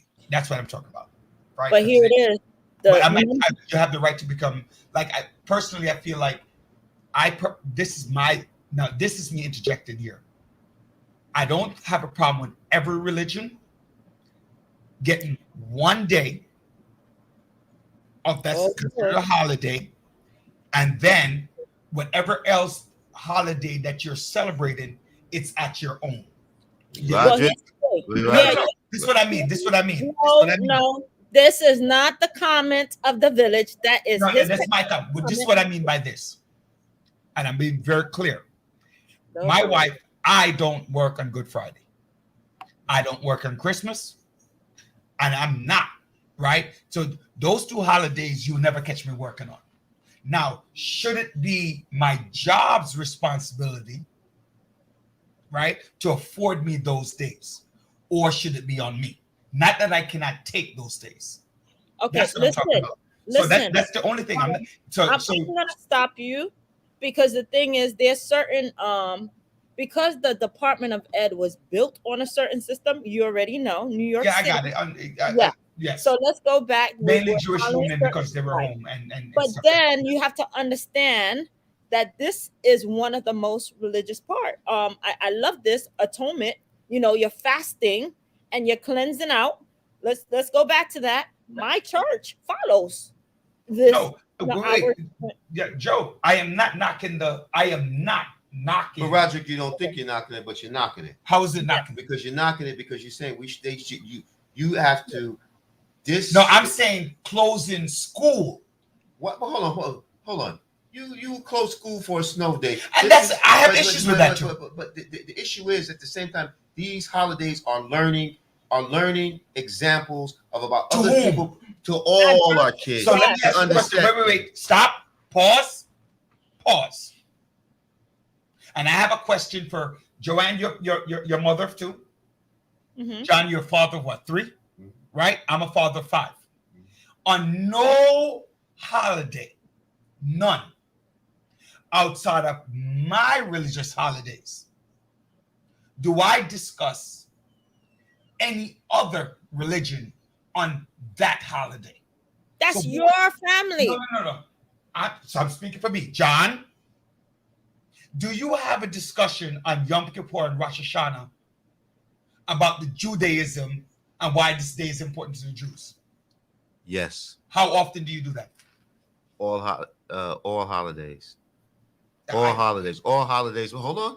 Uh-huh. All holidays, I take the opportunity to educate my children because they ask the same questions, to educate them about the significance of that holiday and for whom. And those holidays are not reflective, they are replicated in our own holidays and religions in another life. Respect, homage, pay homage. And I agree with that. Again, I'm just simply saying, right? I'm just saying the discontinuity. Man, it's okay. That's part of life. These kids, exactly. This is chaos. You got to make sense out of nonsense. Bring up that comment. Did somebody made a comment about the Christmas and Passover too? So Nicole wrote that indeed you get a whole week off for Christmas, and you get the week off for Passover as well. In Anglo-Julia, I think you meant Judaic, right? Anglo-Judaic system, all your major holidays are on your day off on the Anglo. I'm not sure if that's true, actually. Because Yom Kippur, Rosh Hashanah, Eid, Chinese New Year don't fall on the basic holidays. Well, I am happy that we are acknowledging different religions. Oh no, we do. And by the way, Joe, I strongly believe that religion should be taught in school. I believe that all Buddhism, Hindu, I think people need to learn to respect and honor people's religion. Just like I'm upset right now with the Prime Minister of Jamaica. Right? I'm very upset with the Prime Minister of Jamaica. I'm glad you brought that up. And I'm jumping from topic to topic, but only because I'm upset because you have no movement day on Sundays, so Christians can't worship, but you have up to 6 p.m. on Saturdays for all other religions to be able to worship. What about the Sunday worshipers? They can't move. That's not fear. That's a lack of respect for other people's religion. I don't believe that in a community, if you can't work on Saturday, then you should not work on Sunday, right? So I don't believe, I think that me personally, this is just me. I believe that you need to respect my belief. Your religion is not better than mine. And mine is not better than yours. Right? So therefore, I don't speak out. I believe that a man must come to the understanding that God exists. And you need to humble yourself and understand, because I know that he exists you know why I know he exists. Right? So I'm not using this, I'm not preaching. Right? Please. But it is an understanding that the buck does not stop with you. The buck stops with God. So and that's that. But I don't want to. It's not about. That's just like I don't believe. Like why I always argue. Why take away? You don't have the snow days, but they don't give you the days back. I argue that too. Why should you work all those extra days for free? Because you're getting the same pay. Your pay is based upon a 10-month system that's lengthened out to 12 months. You get the same check whether you go to work, whether they give you the snow days or not. You go to work. But if you don't use the snow days, they don't give it back to you. You get what I'm saying? The end of school, whatever date it is, June 26th is the end of the school. We have 6 snow days or 3 to 6 snow days built into the system. If they don't use any of them, school is still closed on June 26th. They don't say I'm a school closed. You get what I'm saying, John? So at the end of the day, I knock out on all of that. You utilize school is supposed to be 180 days. Right. That's what it's supposed to be. So when you incorporate all of these different holidays, I'm sure most teachers, most parents, right, would rather know that I'm avoiding a lot of these holidays and school finishes on June 15th. And I know from June 15th to September this is school closing. Okay, I think in regards to the holidays, you have to be careful on the way that you go about. I understand it's a disruption for you in regards to that, but it also is a major holiday. You know, the It's two not a major holiday. It's a religious for holiday. you, Not major. for No, no, you. no. It's not a major holiday. It's a religious holiday. Mhm. There's a difference, right? Everybody's not a Jew. Everybody's not a Christian. Everybody's not a Muslim. Everybody's not a Buddhist. Everybody's not everything, right? But everybody's an American. So If you if live here. everyone felt that way, then we'll have some issues. That's my point, Hmm. right? So there's nothing wrong with you taking the religious holiday. Like I said, my wife used to have to work on Martin Luther King's Day. I'm like, I forbade that. Repeat what you just said. I forbade working on Martin Luther King's Day. I forbade it in my house. Nobody's working on Martin Luther King's Day. I only have one black holiday, and it ain't going to nobody else. But other people didn't respect it. They felt like you needed to come to work. And it's not a recognized holiday by all society. Remember that. In certain states in the South, they don't recognize Martin Luther King's Day. Yeah, in certain part of. There you go. But for me, Anyway, on my household, there's no working on Martin Luther King's Day. Thank you so much, Mr. Daly. Yes, let me move on. So going back to what I was saying, thank you for that. Right. So what I was talking about was this is the start of school. We're talking about at-risk kids, and a lot of times you hear about prison to pipeline. I know I said when got on the bullet pulpit about the religious holidays and shut down the school. What are we doing, John, Joanne, audience? What are we doing to stop the pipeline? How we talk about mental health. Me personally, I believe it's the parents. I believe it's us as parents who are not advocating the right way and advocating as individuals as opposed to a collective group. Roger, you know what? Go ahead. I throw it out there because I want to hear your argue though. Go ahead.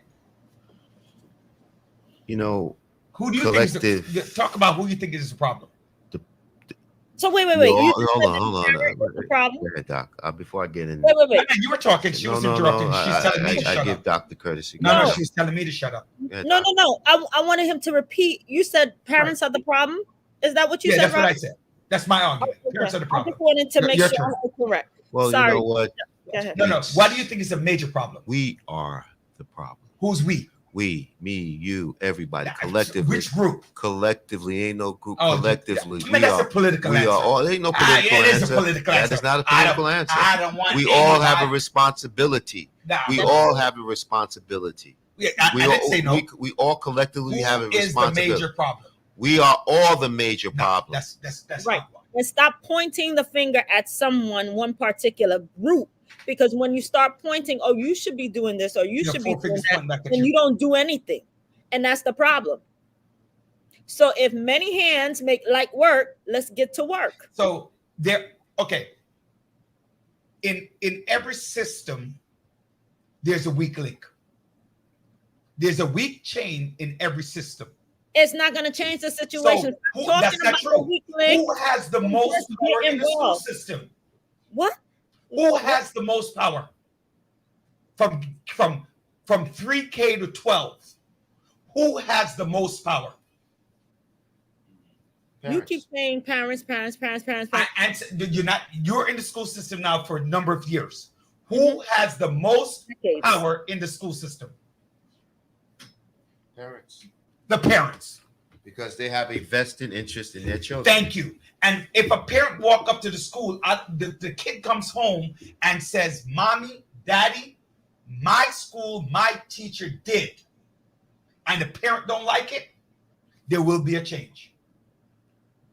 So if you have the most power to affect change, then utilize your power. Well, you know why you utilize the power? You utilize that power at the ballot box because you were let me finish. Okay, that's one point. Hold on. That is because you were the one who put people in positions to make these decisions. I'm not arguing. You're the ones who You the ones who, when you don't comply with your census, you don't get the resources that you need to provide the schools, the education, all the money that you need to educate these teachers. So it's a collective. It's a collective It's blame. the parent. So if the parents want all Stop teachers to be blaming vaccinated, the parents. no, for again, if the parents pull their students from your school and you can't work because every teacher needs to be vaccinated, you think those teachers are not going to be vaccinated? Yes or no? That is why. No, answer the question. Is it a yes or no to answer? That is why you have to have alternatives and options, such But as charter schools. You're still not answering. Private independent It doesn't matter schools. where you're going to school. It does matter where you go to school, man. No, it Come doesn't. on, man. I am saying to you, Joanne, you are straight as nail, right? You are straight as an arrow. Yes, I am. Follow it. No, I'm not saying it as a compliment. I'm just using this as an example, right? But you, let's say you are you're frozen. Every week you're frozen. What's going on with you, right? If I know you personally that you're a good person, and you're not off the wall to do something stupid. Mm-hmm. But if that student comes up and you speak about Christianity, and let's say you're doing something, and a child brought up a Christian song mm-hmm. in a lesson that you're doing, mm-hmm. and you say, "Oh yeah," and you break out into chorus, and a couple of students start singing. The Muslim student, the Jewish student, the Buddhist student in your class are offended, mm-hmm. right?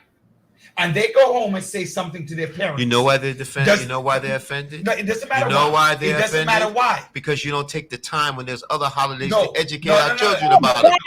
Tolerance. That's what it is, Mr. Daly. But that's true. Yes. But where does that come from? That comes from people like you who don't want to educate them out of those holidays.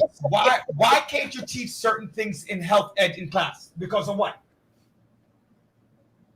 What? Everybody's quiet now? Hey, brother, I'm not no educator. Right? So but I'm telling you. So at the end of the day, my argument is that the collective unit of parents need to be more vested in the running. Okay, I have. Why aren't the teachers more vested in the running of the system? The teachers are vested, but you can't do. Let me tell you something. I was going to the story to about Dr. Bryant.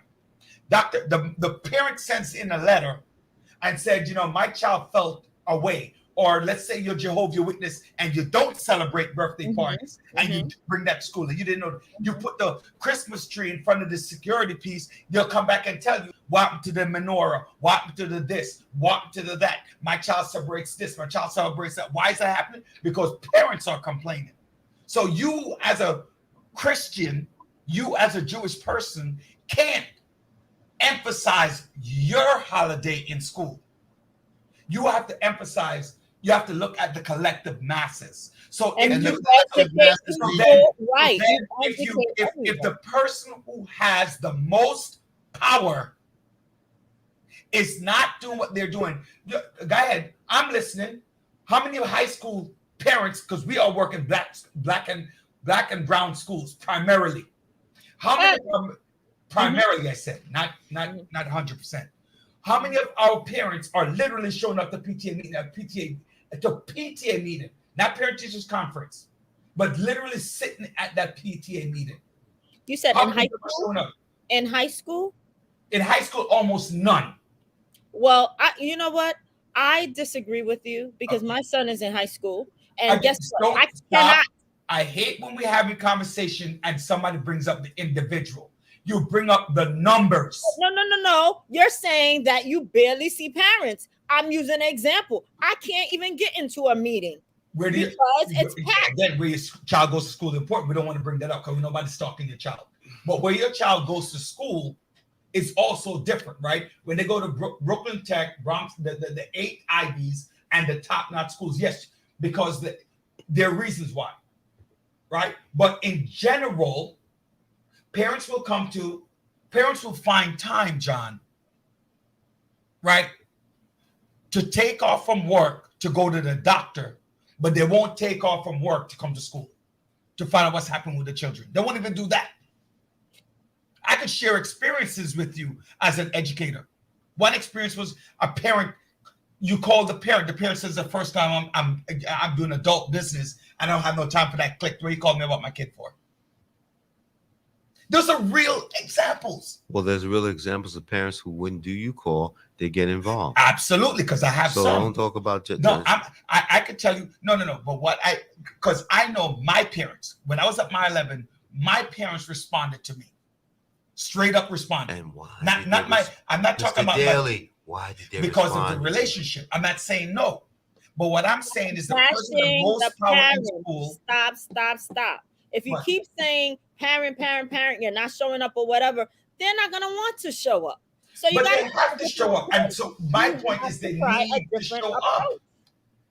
You have to try a As different a teacher, as an administrator, I'm telling parents on this call on the village right now, I'm telling you from the inside what affects the system the most.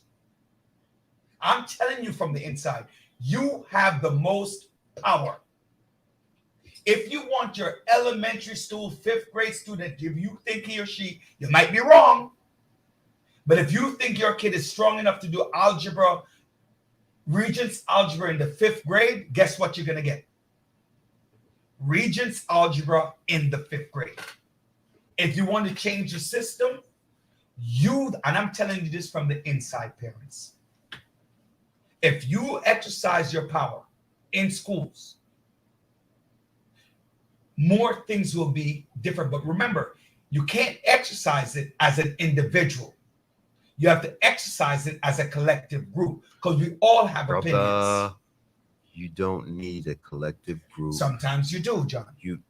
I need a dedicated person. It could be one person, it could be two persons.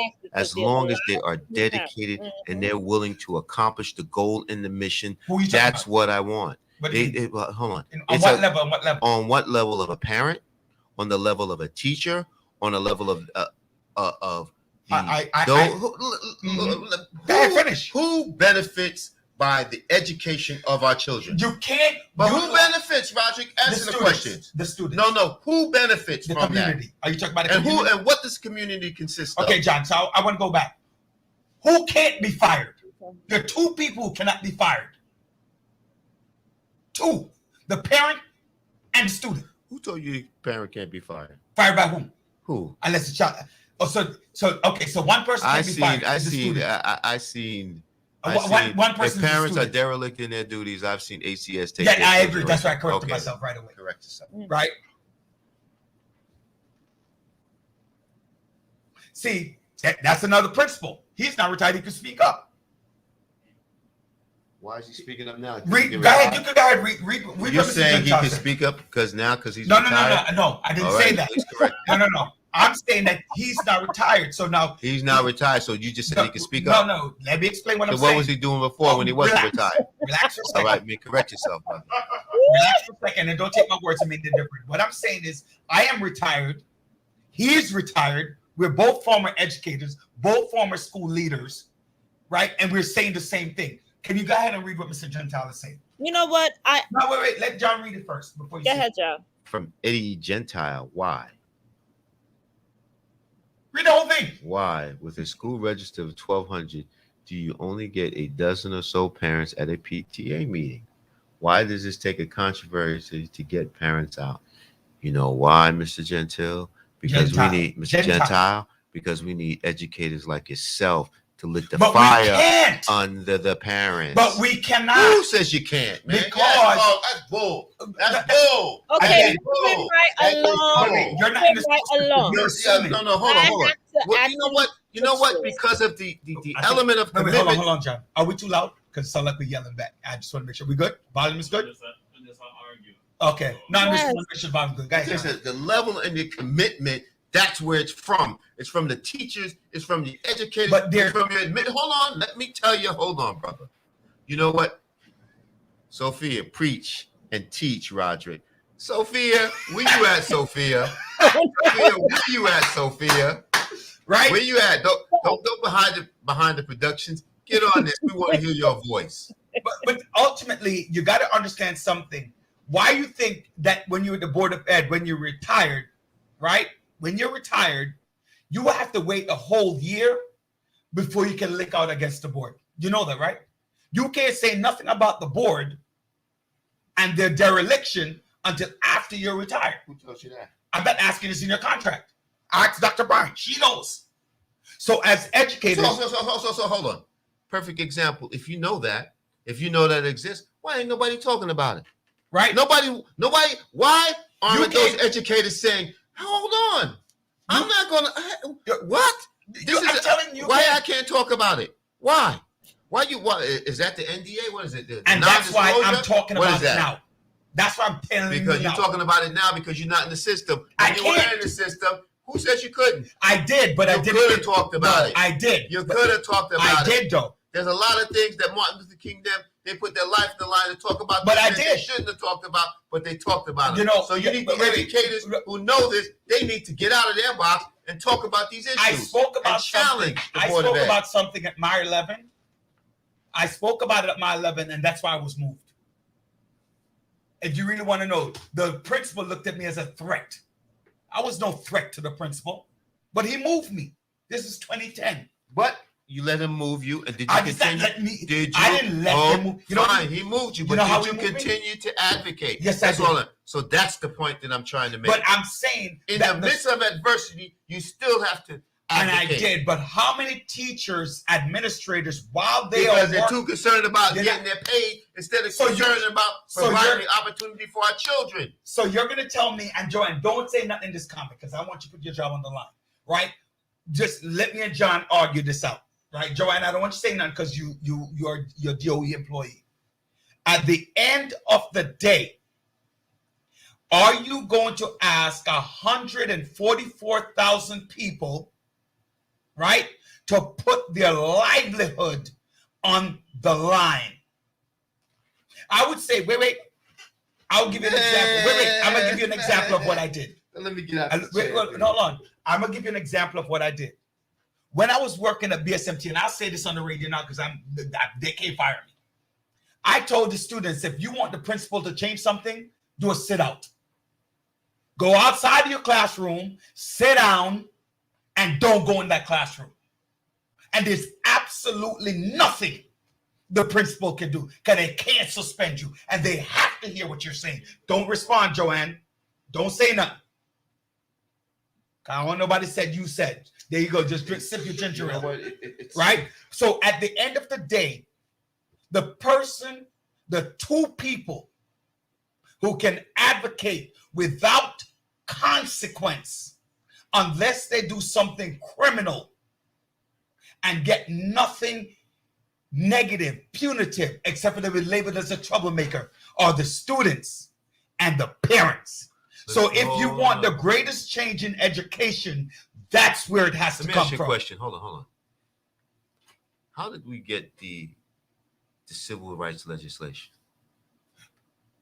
No. How did we get the civil rights legislation? Through citizenship. Martin Luther King, the March of Washington, the unions. What did they do? They advocated. And what were they willing to advocate?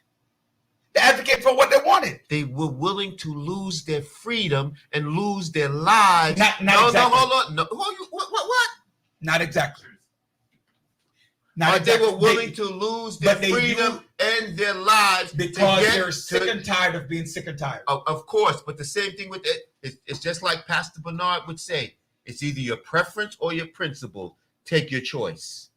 If you are principled in believing what you believe in, some people are willing to give up their freedom, their livelihood, and their lives. As to those, hold on, let me finish, brother, who just go along to get along, and you know what? When you remind me of those when you read the articles in the newspapers. We have a source who doesn't want to be named at this point in time to say, yo, if you are so strong in your belief and your commitment and your principles, lay it down on the line. Andre, do me a favor. I want you to Google my name, right? And there's going to be a. Man, we ain't talking Wait, about wait, you, hold on, Roger. hold We on, ain't hold talking on, about hold you, on. man. There's a Come speech. on, There's man. a speech that I made probably about 12 years ago. I think I was wearing a pink shirt with a red and white hat, and I want you to play that for me, right? Andre can't find that. Man. Right. Move Look on. it up, because there are advocates. The union is a strong advocate, so you have the union backing, right? That's important. But I'm not saying that. I am not saying like when they did the not the BLM. Prior to that, they had a day when everybody marched, and all the students could have gotten out of march. Sophia, You know what I'm talking about? I want to read the comment from All right. Sophia. Sophia, John, you mess with Roderick and he's spitting fire. Stay out, Joanne. Hot pot. I love to get into the hot pot because I ain't jumping out the hot pot, baby. We going at this tonight. So at the end of the day, one of the things that can happen, let me tell you, right? You were a legislator. Yes. Right? Kevin, let me call y'all out. Right. You, Kevin, Nick, and y'all my boys. Go ahead, call us out. Right? Boss. Not Roxanne yet, because she just came in. Jumani, Kendall, right? Bill de Blasio, Eric Adams. All of you are my friends. I consider all of y'all to be my friends. Yvette Clark before she went to Congress. Yeah. Nobody tried to change the tribal law that says teachers can go on strike. Because if a teacher go on strike, it's 2 for 1 they lose pay. 2 for 1. Now, how many we talk about when we talk about all the time of generational wealth on our program? How are you going to provide for your children when you are the first one setting the table to create generational wealth for your children, your families? So you can't afford to lose your job because you cannot. Wait. No. Because you're hitting back on the teachers, and I'm hitting you back on the teachers because the teachers, if they wanted that law changed, they would have been adamant about changing that. Can they afford to make? If you are so concerned about your children who you are educated, you will do what you need to do. But you also have your own children. There's nothing wrong with having your own children. But so if we see, are you going to advocate when you can't feed your own? If we see that commitment, we will lay ourselves out on the line. But how are you going to? You got to bring it to us. No. Don't bring it to us from a distance. No, we're not bringing it with us. So you thought I brought it from a distance when I told my students that you need to walk out? I did it in the hopes that they won't see nothing. I forced my students to form a student government. That's you. But there were other teachers that were with me. But where are the other? I can't call names on the air. But I had a lot of teachers that were saying, "Yeah, let's do this, let's do that." You think when my brother, who's a principal now, right, took our students around the world, he wasn't nervous because if anything were to happen overseas, right? If anything were to happen overseas, he is responsible. We're responsible for those kids. When we took that on, and then they realized that the program was a good program, and all of a sudden, we stepped out, and then all of a sudden, other schools are now doing these international trips that we're not doing. So there are teachers who are stepping out, but right,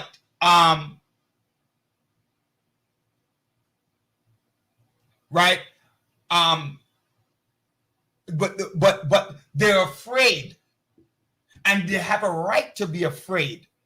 Because they have a family, they have a home, they have a retirement plan. This is what's wrong with us today. Because you look back. You look back to the 60s. No, you look back to the 60s when those people, when those individuals, Martin Luther King and those who walked the Pettus Bridge, who walked across, they were willing to give up their freedom, their livelihood, and their lives for the benefit of us who are enjoying all these freedoms that we have today. It's a kumbaya moment. It's an epiphany that has to arise in our communities. That's why. That's why we are in the positions we are, because we're not willing to stand up and sacrifice. So, Joanne, this way you could chime in. We can make the union, because we're members of the union, take on some of these initiatives. Right? Let them take. But again, what is the union afraid of? The union's afraid of you pulling that union card. You go on strike. The card already got pulled. No, it did not. The legislation. They can't get them union dues like they used to. Right. But not, well, yeah. Yep. They can't get their union dues like they used to. Right. No. Union dues are automatic. No, you can't use those union dues because of that Supreme Court case. You get those, collect those union dues and use them for those political. No, but that has been like that for a long time. So that's why you have to put money into. And why do you think they did that? They did that so that they can't lick out against what the things do. And you know what happened? And unfortunately, John, I'm going to say this, but we need to go back because we've been on this for a few minutes. But they make sure it's harder for you to do political action. That's why I advocate.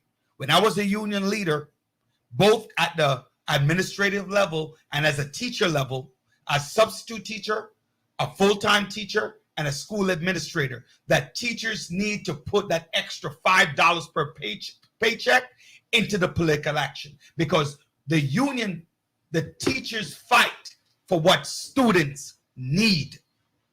That's a very important quote that we got to know, that teachers, parents understand this clearly.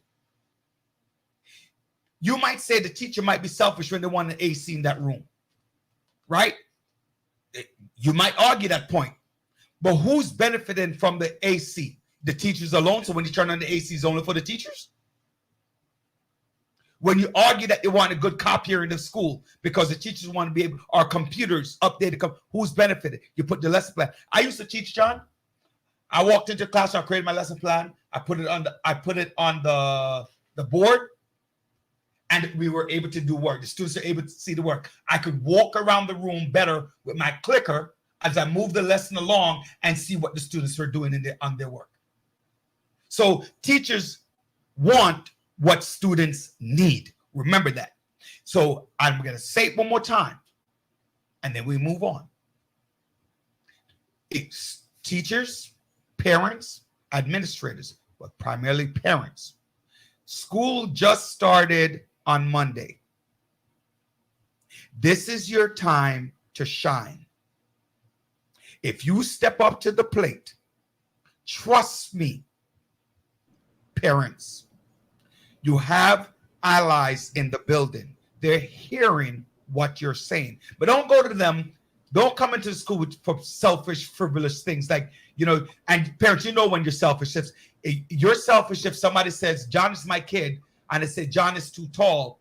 And you're like, what do you mean by he's too tall? That's so offended. Why my son feel? That's you on a selfish level. We're not talking about you. You're special, right? There's a difference between advocating for your kid and saying your kid can't do no wrong. Like your kid is perfect. That ain't gonna happen. But if you know that the school needs copy and paper, why should your child bring copy paper to school? Why? The DOE has billions of dollars that they're wasting on consultants. Pay for paper. Right? So if when you look at that school supplies list, everybody doesn't have the same pocket. Right? Every parent can't afford 5 reams of paper, tissue, whatever else is on the school supply. Don't head out on the school because they ask for a uniform, because you feel like you need to be an individual. Oh, I'm an individual, I don't want to wear the uniform. No. If you know that the school is a uniform school, make sure your child wears his or her uniform. So you have a one conversation. If you're that parent, my child needs to be an individual, then you're the part of the problem in the school, because you're arguing against everything. And I'm telling you outright, John, you might disagree, but Joanne, don't say nothing, right? But you're the one licking out as to why the school is failing, right? My child doesn't want to wear the school uniform. The child thinks it's ugly. I think a lot of things are ugly, period. So the school just started. Make sure, are they doing remote learning? Do they have the right technology? What is your child learning in school? Did your teacher give a curriculum? Are you reading that? Did you read that curriculum? Every school has a contract. Every child from elementary through high, they have a contract in every class that the teacher. Did you take a look at it and read it? Do you agree with it? Why or why not? What questions are you asked? Why is my child in this class? Did you take a visit and come look at the school and see what your child is doing in school? Does the school allow it? If it doesn't allow you, Allow it. Why or why not? Some teachers, some principals don't want you in their school because they're doing a whole bunch of crap, and they don't want you. They don't want you. They hide behind all these stupid regulations. Oh, is a safety issue? Is it what safety issue? Well, you know what? I'm gonna say this. Go ahead. In regards to parents coming into the school is not the same as it used to be prior to now with the new mandate of vaccinations. Many parents have to show proof that they're vaccinated to come into school. So now and there's right. a new layer added to it. So what about the parents who are not vaccinated? You know, will they not be involved in their That's a problem, right? So we put That's a good things point. in place. I just, Joanne, But- just make sure think before you say anything. I don't want you to put yourself out there. Remember that. No. I'm being very clear. We put Okay, things go in ahead. place, but we have to look at the bigger picture. I understand What about this one? we want things to be a certain way, but certain rules that we put in place, you're going to have pushback. Yeah. You're going. So not everyone how about this one here? everything. How about this, John? And Joanne, I don't want you to answer this either. Well, actually, you can because you're a parent. How do you feel about this? Because on a personal level, you can't do the vaccine, at least not right now, right? So on a personal level, how about the chancellor stating that ACS will get involved if parents do not feel safe to send their child to school? What's the question? How about the chancellor? How do you feel? Well, let me phrase it in the form of a question. How do you feel about the chancellor stating that ACS will get involved with the parent if the parent doesn't feel safe and bring the child to school? Right, which is part of the, and you're a Well, parent. you know what? This just you're getting another layer of government involved, which you don't have to. So this And is that what goes this back to is. what he was saying. This is the bureaucracy, the bull crap that parents deal with, and they get so disillusioned. Yep. But So that just disillusions this with is the people. What's the word? unnecessary. Disenfranchised, right? This is unnecessary crap. Mm-hmm. So the majority of the unvaccinated are people of color. Most of the students that attend school are people of color. Even in a white neighborhood, even in a Chinese neighborhood, they're people of color. Because for certain group, right? Certain group remove their children from school. They don't go to traditional public schools. So that means the majority of black and brown people are not vaccinated. And again, I said majority, not all, right? Compared to our white counterparts. Okay? But the majority of students who are in school, right? I venture to say probably close to 70% of all public school students, 1.1 million students, are students of color, black and brown boys and girls. Right? So what are you saying that I don't want the parents to be involved? How do you go around that? And the school just opened and it's unopened and people are having concerns. I had one school that had what's called a lockdown because two parents were fighting. So on that level, you have to close school because you don't know what's going on. What? Right? Yeah. First couple of days of school, they were fighting. So they had a lockdown in the school. So the parents, you can't even communicate. Parents can't come to school for safety reasons. You're not gonna, you don't know what's going on. So you can't let anybody in and out. Nobody can traverse the school because you don't know what the parents are doing. Mm-hmm. Right? In the school. But we want to get parents involved, but we added a new layer.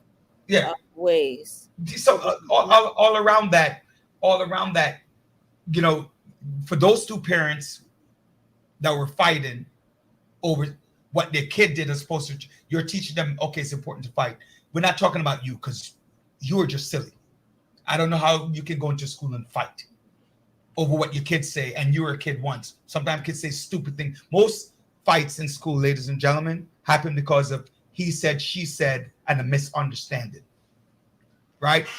So let's remove those two parents, but talk about the other parents, the other 99% of the parents who are now concerned about the safety. But then they can't come in because they don't have vaccine. They don't know what's going on. They want to pick up their kids, but you can't communicate with them. If you're putting layers on top of layers, and that's why that's why, John, I'm hitting out on the parents. It's the beginning of school, and I'm telling you that you have the most power. If the teacher's not teaching how and what you want, you never have to be in that classroom. Right? A teacher can, a student can videotape a teacher and put it on Facebook. He or she might get suspended for 5 days for inappropriate use of electronics. But make a teacher put a student who's fighting over something stupid on Facebook. That's the difference in the law. That's where the problem comes in, because it's not equal footing. What's your point, Roger? The point, again, is that I need my parents to be like my former My 11 parents and some of my base parents, some of our prospect parents. I mean, when I say base and prospect are the same place. So you want... I want them to become more active and exercise their power, their greatness. Why can't it be a collective? But it has to start with the parents. Hold on. Where, as you said, there's a collaboration between those teachers and those parents, those community leaders, Absolutely. those business people. I can agree with that. Who want more involvement in the PTA. It starts at the PTA. It starts at the PTA. Who says it's only parents? You have business people who can be involved. Mm-hmm. It's community. And as I said before, do not put the blame on the parents. No, it is a collective. But John, this is a collective. John, did you, when you were in the Senate, I think most of it fell on the days when you had to be in Albany, right? Most of the time, the CEC, right? Have you gone to one of those meetings? Yeah. We have in District 18, I don't know if the number has grown or increased, but we had about 10,000 students in the district. Right. When you went to the CEC meeting, I think we saw 20. The most we saw was about 20. We had as many presenters from the political offices, the DOE, the head of the CEC, the board. Almost as many as we had parents.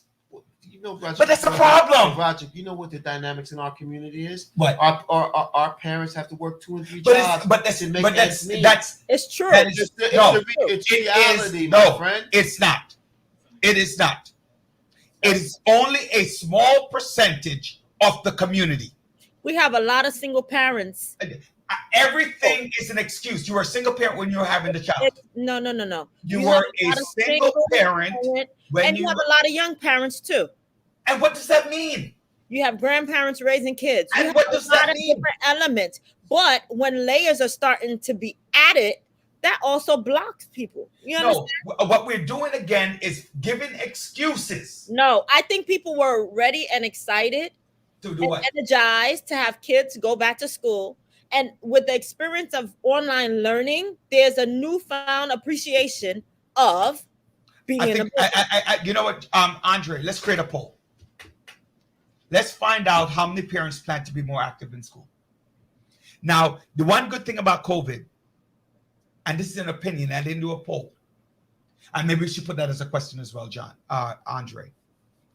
Did COVID over the last 18 months change how you look at education, at your importance in the role of your child's education? Because many of us talk about that education is important, but we're not. I was having this conversation with somebody yesterday. I don't remember who I was talking to, or maybe it was this morning. It was this morning. And I'm going to hit out on religion. If you go to church on Saturday or synagogue on Saturday, you go to church or synagogue on Sunday, you wake your child up to go to church. Mm-hmm. You force them to pray. Mm-hmm. You force them to read the Bible. And if they fall asleep in church, you smack them upside the head. Mm-hmm. Do you take, when they go to church, they have to dress properly, right? Not necessarily suit and tie, but they must dress accordingly. Mm-hmm. Do you take the same energy when it comes to going to school? Do you make sure that your child has prepared his or her uniform? Mm-hmm. Book bag is set, pencils and paper. Do you make sure that your child get to go on the trips, the educational trips?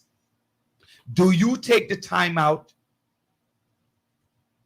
to make sure that they go?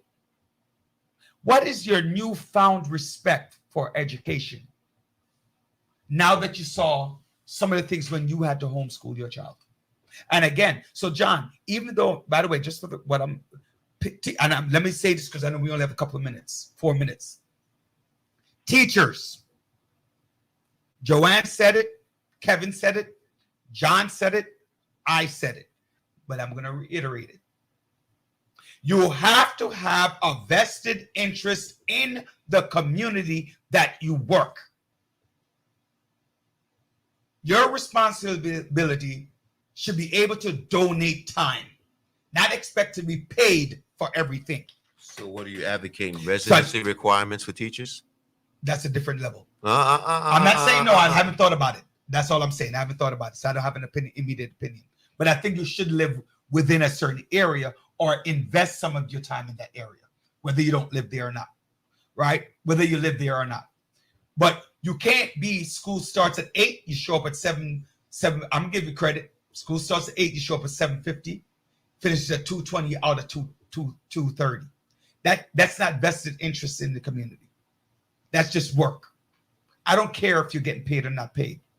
In order for your students to have a profound respect for you, you have to present them something that they want. So although I'm hitting out against parents because I think they have the most power in schools, you also have a responsibility as an educator. And on that note, don't end like that. We have a couple of minutes. I don't want to end like that. End on something else. End on a different topic. What's going on? oh, this is a very important topic. This is Absolutely. about the educational well-being of our children that have an impact upon all systems that we have, criminal justice, the financial system. Absolutely. So it has an impact. So that's the best note to end on, and for our villages. Let me finish, boss. Let me finish.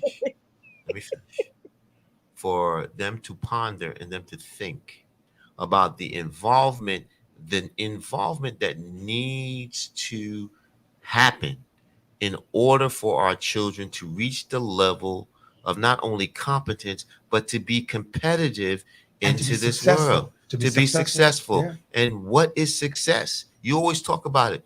The tagline in the beginning of the show, the tagline in success. What about success, Mr. Daly? It's not just spoken, it is done. And how do we do success? Yes. Just want to let parents know, listen, prison to pipeline starts in the 4th grade.